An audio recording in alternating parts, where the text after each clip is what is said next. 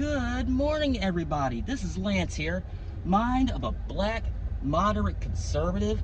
I started to do a video Friday morning, but I elected to wait until today only because, one, I wanted to see what the Supreme Court was going to say about the immunity case, excuse me, and two, I wanted to wait to see what the damage control was from progressives.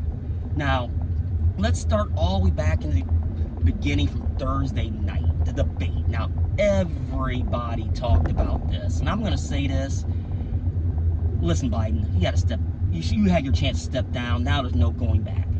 Now, let me explain why. You have to go back to what the Justice Department said about how he can't be charged, he's too old. That should have been a flag to everyone right then and there. Now, the DNC, they had their chance to remove him before the primary, specifically Super Tuesday. And for some strange reason, they elected not to do it. Now, I have a theory on this.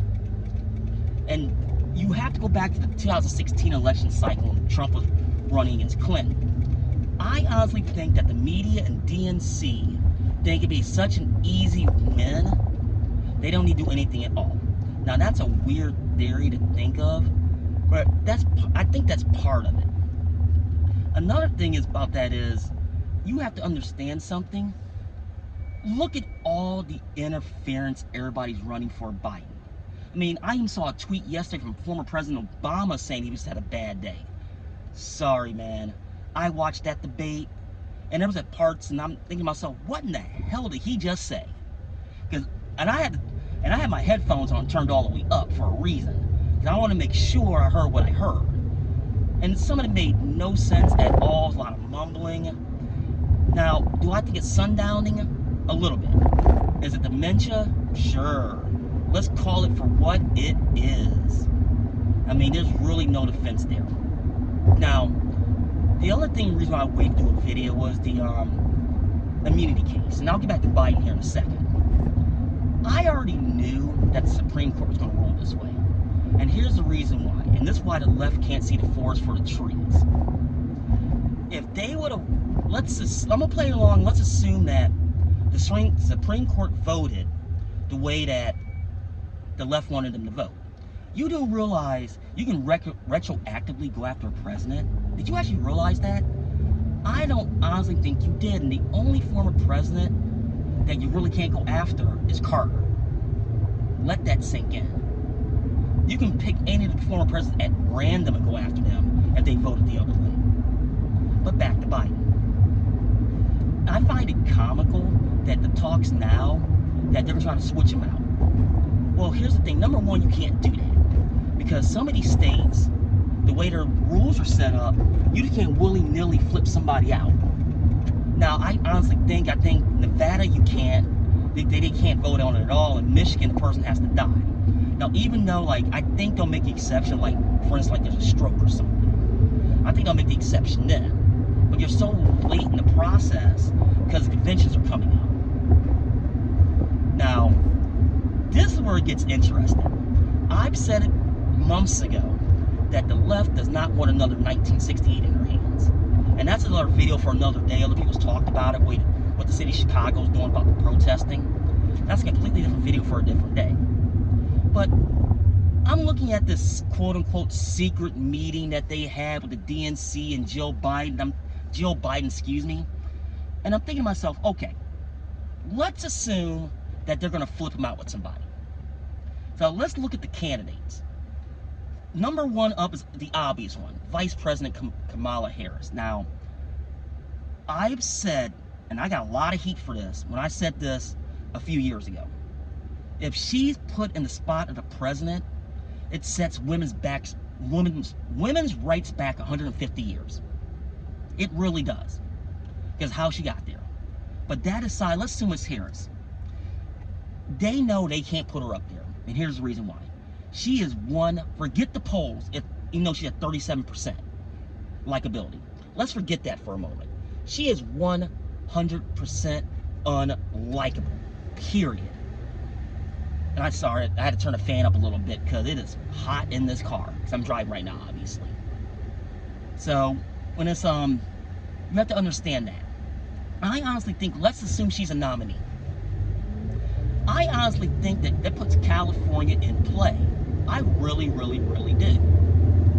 And I know the DNC knows this. That's trying to keep her far away from the nominee as possible. That's absolutely necessary, i.e. Biden dies at this stage. They don't have to run her at that point. The next one up is Gavin Newsom. Now, why would Newsom, number one, sacrifice his chances in 2028? Even though I think he has no chance, because people in California really don't like him either. He's been recalled once. I think they're trying to do another recall. So that becomes extremely problematic. Number two, let's assume they shove Newsom in there at the convention as contestant. Number one, you can't by rule put him and Kamala on the same ticket. Because if that's the case, that's either A, California has to give up their electoral votes, which is never happening, or B, that kick Kamala off.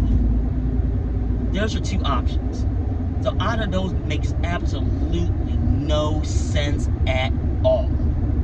Because I'm seeing people, I'm seeing reports in a video yesterday, I wish I could remember the name, that about this one lady, they kicked Kamala off the ticket, it came down to it, things like that, but I'm not going to talk about it because the information's not in front of me. Option number three, Michelle Obama. Now, here's the reason why this will never happen. She has said repeatedly for a long time that she has no interest in running at all. Period. So that's the one person I do believe in all this, who would actually say that, meaning that when they say they don't want it, they straight up do not want it. Only because she's repeatedly said that throughout the years. So she's out. Your next one down the list, Pete Buttigieg. Now, it's not even LGBTQ, nothing like that. Number one, he doesn't have the horses to become president, number one. Number two, I don't think he really wants it. And number three, what do we bring to the table? I mean, the best way to say there's no oomph, if that makes sense. And you can keep going down the list, and it's like, this was Monday night, I even heard Cory Booker's name come up. It's like, huh? And I think to myself, okay, no danger. None. Zero. So there's your options. So I find it real comical what's going on right now. I really, really do. And the DNC and progressives, they're trying to spin this every which way they can. And I'm finding it so funny right now. And that's something to where, hey, they did it to themselves. You had your chance to get Biden out of there. You chose not to. Look what's been going on. It has been a really good week for Trump, as far as media-wise, law-wise, things like that. So it's going to be really, really, really interesting to see what happens here in the next month or so. But let me know what you think in the comments below. Am I right? Am I wrong? Am I missing something? Should I add something? Please let me know.